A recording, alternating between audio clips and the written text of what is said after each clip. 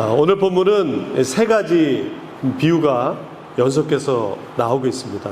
첫 번째, 밭의 감추인 보화의 비유입니다.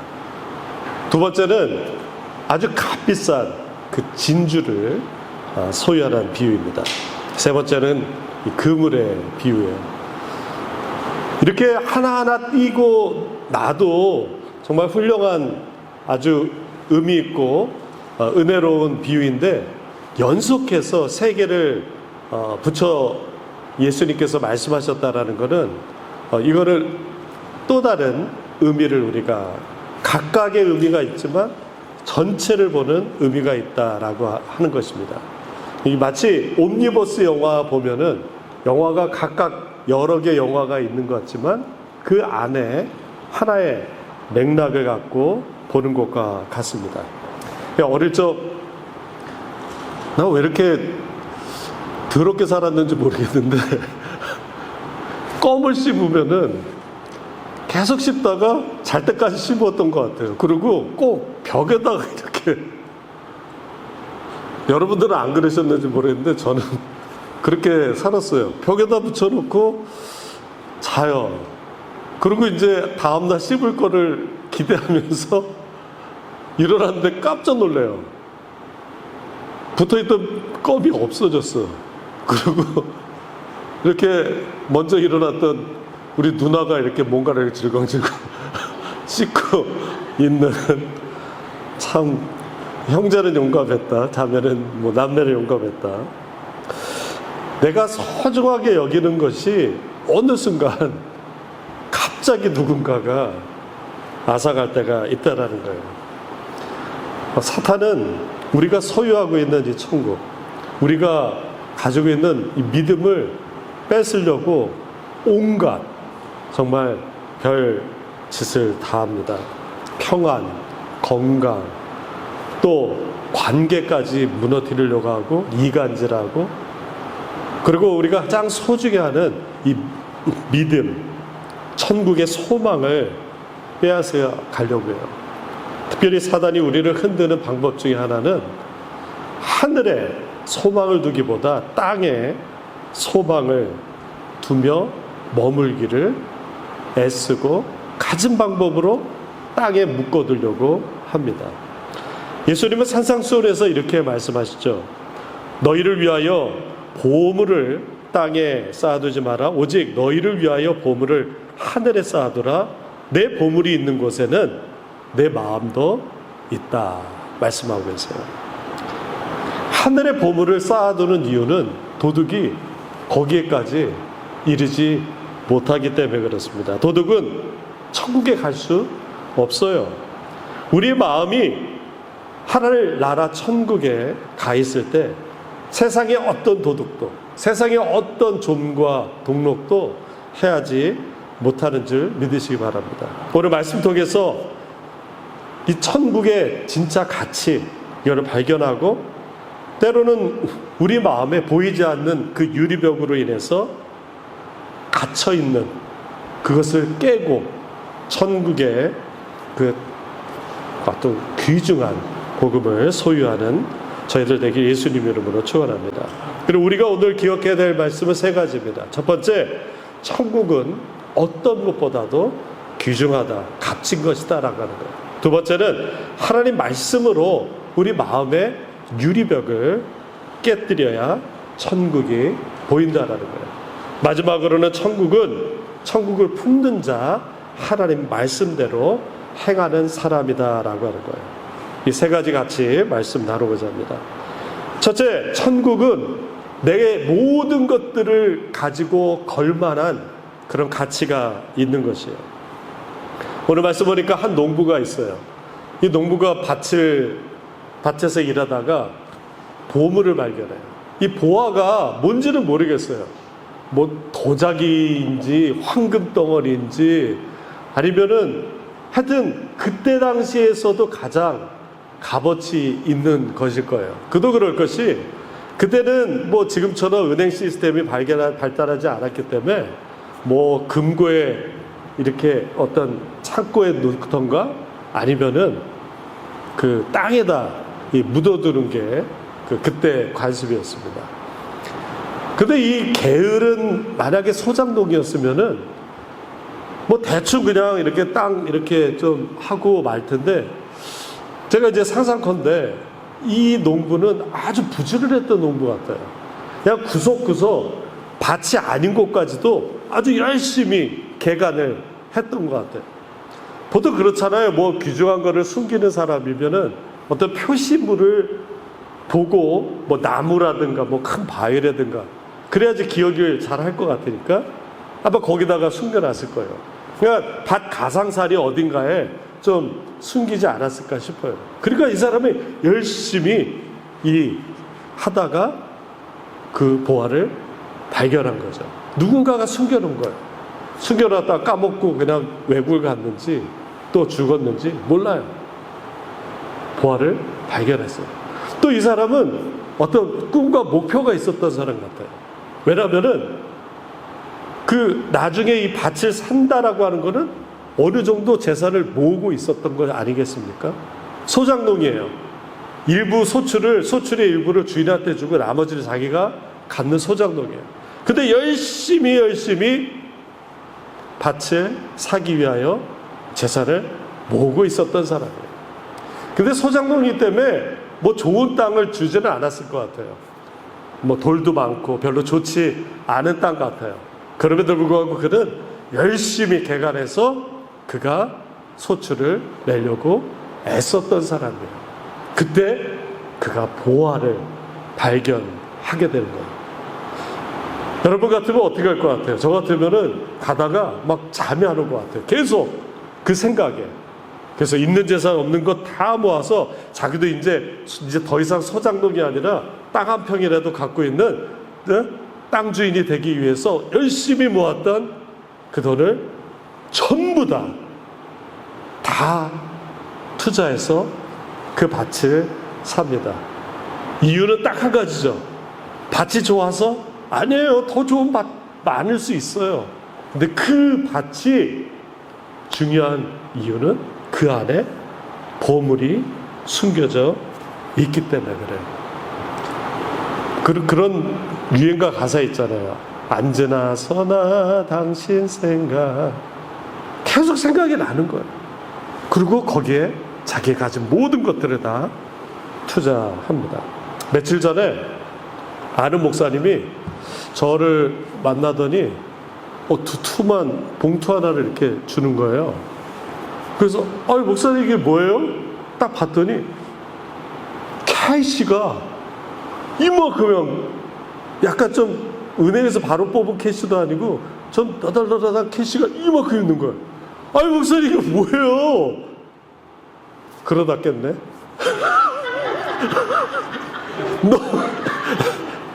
너 진짜 얼마나 좋을까? 그렇죠? 근데 깨고 나도 다시 잠들고 싶은 생각이 드는 거예요. 왜냐하면 진짜 이만큼 완전 신권은 아니지만 너무너무 여러분 그냥 그런 돈도 너무 기분 좋고 꿈이래지만 그거 너무 좋다 생각하는데, 여러분 우리 천국을 한번 생각해 보세요. 우리가 가보지는 못했지만 어떻게 상상을 못하는 거잖아요. 거기에 뭐 금이 있어서 좋은 것도 아니고 각종 보석이 있어서 좋은 것도 아니에요. 좋은 이유는 뭐예요? 주님과 영원토록 함께 할 수 있기 때문에 그런 거 아니에요. 돈이야 아무리 많은 돈이 있어도 다 쓰면은 그만이고 그 많은 돈 죽으면은 쓰지 못하지 않습니까? 천국이 그렇다는 거예요. 너무너무 값지다는 거예요. 자기의 모든 것들을 다 드려도 살 수 없을 만큼 그거를 비교할 수 없는 천국이라는 거예요. 내 인생 모든 것들을 걸만하다는 거예요. 그때 우리가 주의할 거는 가짜 기쁨과 가짜 행복과 진짜 기쁨과 진짜 행복이 무엇인가를 구별해야 될 줄 믿습니다. 이 땅에서 누리는 것들이 꼭 나쁘다라는 건 아니지만 아까 말씀처럼 사단은 이 땅에 묻어두기를 원하기 때문에 이 땅에서 얻는 기쁨과 소망과 이 땅에서 얻는 행복만을 그냥 다 만족하게 한다라는 거예요. 그러므로 인해서 진짜 기쁨, 진짜 행복, 진짜 소망인 천국을 잊어버리게 산다라는 거예요. 그 밭에 있는 그 보화가 무엇입니까? 예수님이잖아요. 예수님을 발견한 사람은 모든 것을 다 거기에 드리잖아요. 왜요? 그 밭이 좋아서가 아니잖아요. 예수님이 있기 때문에 그래요. 천국이라는 진짜 보물, 예수님과 함께 할 수 있는 모든 사람은 그곳에 자기를 드립니다. 예수라는 보물을 얻기 위해서 다른 사람들의 비난과 그 시선은 사실 아랑곳하지 않아요. 세리장 삭개오가 그러지 않았습니까? 만약 사단이 우리를 천국을 가지고 있는, 품고 있는 사람을 공격할 때는 그래요. 회의감을 줘요. 야, 그거 다 소용없어. 눈에 보았어? 사람들이 비난만 하면 어떡해? 라고 하는 부정적인 생각을 넣어요. 나는 저 천국을 가질 만한 자격이 없는데? 라고 하는 자격심을 불어넣습니다. 나는 그냥 고작 소장농인데 어떻게 저 밭을 사지? 라고 하는 그런 비애감을 불러 넣어주는 거예요. 그러나 천국은 침노하는 자의 될 것입니다. 우리 마태복음 11장 12절의 말씀을 같이 한번 읽겠습니다. 세례 요한의 때부터 지금까지 천국은 침노를 당하노니 침노하는 자는 빼앗느니라. 침노라고 하는 뜻은 강하게 돌진하다는 뜻이에요. 천국은 그냥 가만히 감 떨어지듯이 있는 것이 아니라 영적인 열정으로 적극적으로 얻게 되는 것이에요. 구원이 바로 그렇다는 거예요. 기다리는 게 아니에요. 주님께 나아가는 것입니다. 제가 고등학교를 미션 스쿨이 나왔는데 교회 안 다니는 데는 대부분이죠. 그래서 정기적으로 이렇게 모아놓고 기독교 영화를 보여준 적이 있어요. 그때 당시에 그냥 미국 영화였어요. 기독교 영화였는데 두 사람이 여러 에피소드가 있는데 그 중에 두 사람이 오토바이를 타고 이렇게 가다가 사고를 당해요. 그런데 한 사람이 이제 거기서 사고 때문에 바로 즉사를 하게 돼요. 그러면서 장면이 바뀌어서 이 사람이 지옥에 떨어지는 장면이었습니다. 그런데 죽지 않는 구더기가 그 사람을 괴롭히는 그런 고통 장면이 기억이 납니다. 예수를 믿는데 주저하는 사람들이 많아요. 예수님께로 가지 못합니다. 보물이 있는데 그 보물을 그냥 지나쳐요. 그 보물이 그 땅에 묻혀 있어서 아는데도 그 밭을 사려고 하지 않고 있습니다. 진주장사가 바로 그렇다는 거예요.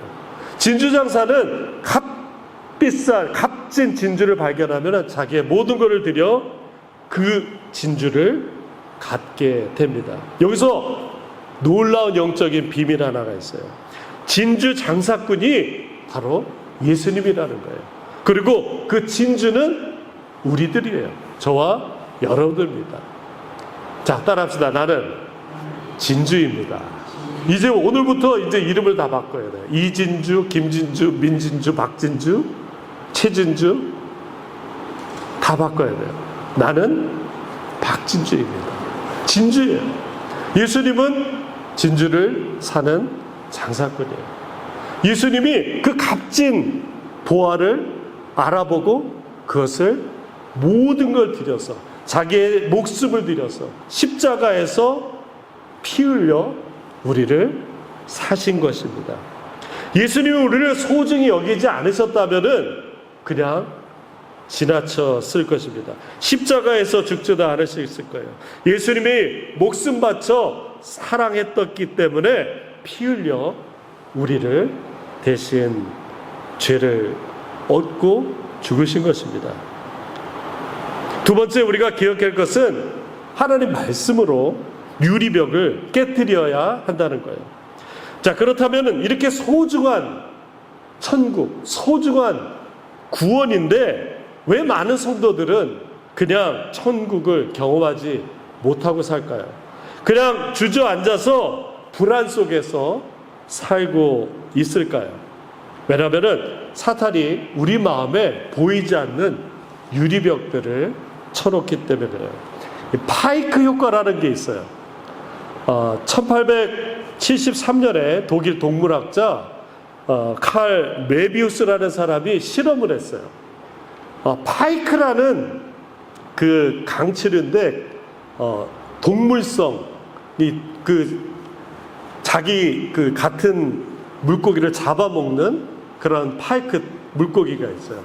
이 물고기를 큰 수족관 안에다 놓고 이 건너편에는 작은 먹이가 될 만한 물고기들을 풀어놨어요. 그리고 중간에 유리 벽으로 가둬놨어요.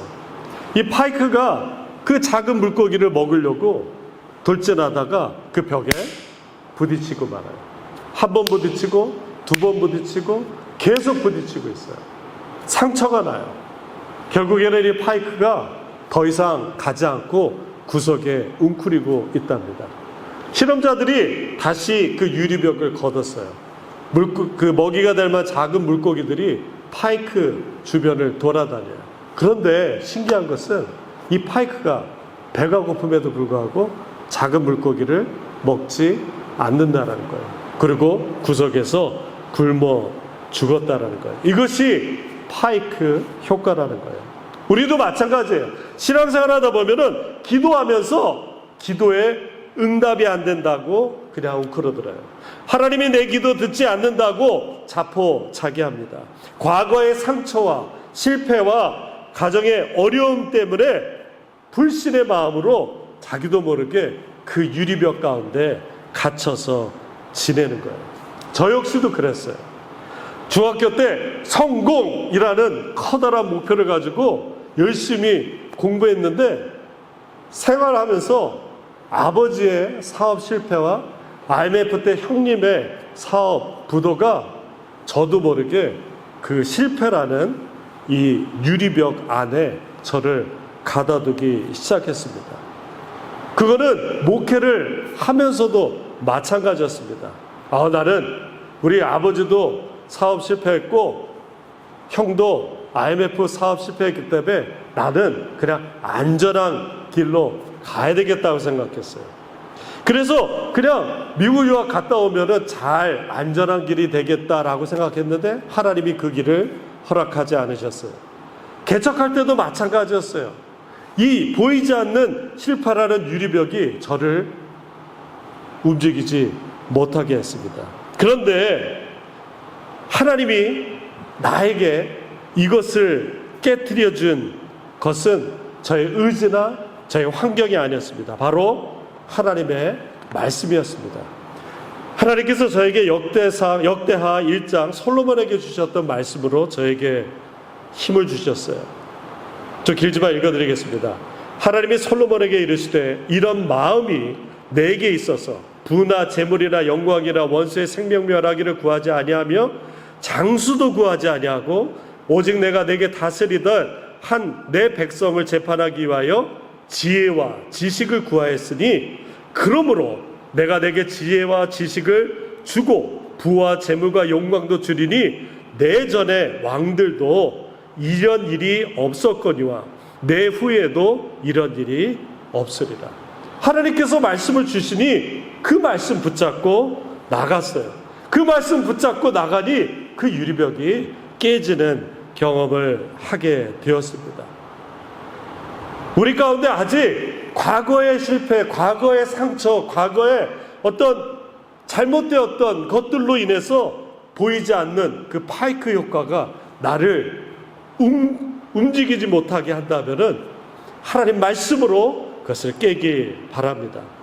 마태복음 11장 12절 아까 읽어둔 것처럼 천국은 침노하는 자들의 것입니다. 빼앗을 수 없는 거예요. 과거의 실패라는 유리벽 속에 갇히기 바랍니다. 왜냐하면 하나님의 말씀이 우리 가운데 있어요. 그 하나님 말씀으로 담대히 돌진하시기 바랍니다. 마지막 세 번째로 우리가 기억할 것은 천국을 품은 자는 하나님 말씀대로 행하는 자들인 것이에요. 우리 마태복음 7장 21절의 말씀을 같이 한번 읽겠습니다. 나더러 주여 주여 하는 자마다 다 천국에 들어갈 것이 아니요 다만 하늘에 계신 내 아버지의 뜻대로 행하는 자라야 들어가리라. 이것이 바로 혼인잔치 예수님이 말씀하신 것과 비슷해요. 이제 잔치를 하려고 사람들을 초대했어요. 근데 다 핑계대고 다 이유가 있어서 안 온다 그랬어요. 이제 주인이 길거리에 가서 사람들을 다시 초대하라고 그랬어요. 근데 거기에는 악인도 있고 선인도 있었어요. 다 들어올 수 있잖아요. 초대했는데. 그런데 이 주인이 뭐라 그러냐면은 의복을 입지 않은 자들은 쫓아내라고 그랬어요. 아니 이런 황당한 일이 어디 있어요? 아니 자리가 비어 있어서 오라고 그래가지고 왔는데 옷을 제대로 입지 않고 있다고 해서 쫓아라니 이게 무슨 경우가 있냐? 그런데 이것이 천국이라는 것입니다. 첫 번째 밭의 비유는 보화예요. 예수님을 발견했어요. 두 번째 진주의 비유는 우리가 가치 있는 사람이구나. 우리를 위해서 예수님이 십자가에 돌아가셨구나 알게 됐어요. 그럼에도 불구하고 천국은 모두에게 다 허락되어 있지 않다라는 거예요. 하나님의 말씀대로 행하는 자가 하나님의 뜻대로 행하는 자가 천국에 들어간다라는 것이에요. 하나님의 뜻이 뭐예요? 예수님의 십자가에 잘 드러나 있습니다. 예수님의 희생, 예수님의 사랑, 예수님의 헌신, 예수님의 섬김, 예수님의 순종이 그 안에 담겨져 있는 것이에요. 우리가 자주 빠지는 좀 실수 중에 착각 중에 하나가 조명 효과라는 것이 있습니다. 스포트라이트가 자기에게만 비춰준다라는 착각이에요. 어떤 황소가 있었어요. 그 황소 위에 모기 한 마리가 앉아 있었습니다. 모기가 해질 때까지 이렇게 있으면서 이제 해가 지니까 집으로 가려고 떠나면서 황소에게 이렇게 했어요. 하루 종일 내가 황소 당신한테 이렇게 앉아 있으니까 힘들었죠? 미안해요. 그때 황소가 이렇게 얘기합니다. 있었어? 나 있는지도 몰랐어. 이것이 바로 조명 효과라는 거예요. 세상이 다 나만 쳐다보는 것 같아요. 그래서 내가 하는 것에 옴짝달싹 못하게 합니다. 남들의 시선을 과다하게 신경 쓰다가 남들이 이렇게 생각하면 어떡하지? 실패하면 비웃지 않을까? 세상의 시선이라는 가짜 조명 아래서 우리의 본 모습을 바라보지 못하고 진정 하나님의 시선을 놓치는 경우가 있는 것입니다. 천국과 지옥이 분명하게 있음에도 불구하고 세상의 시선, 세상의 것, 세상의 관심, 세상적인 계산을 놓지 못해서 모래 위에 계속 집을 짓고 있는 것이에요. 우리 마태복음 7장 24절 같이 한번 읽습니다. 그러므로 누구든지 나의 말을 듣고 행하는 자는 그 집을 반석 위에 지은 지혜로운 사람 같으니라. 어리석은 사람은 누구예요? 쓸데없이 세상 위에 집을 지으려고 하는 사람이에요.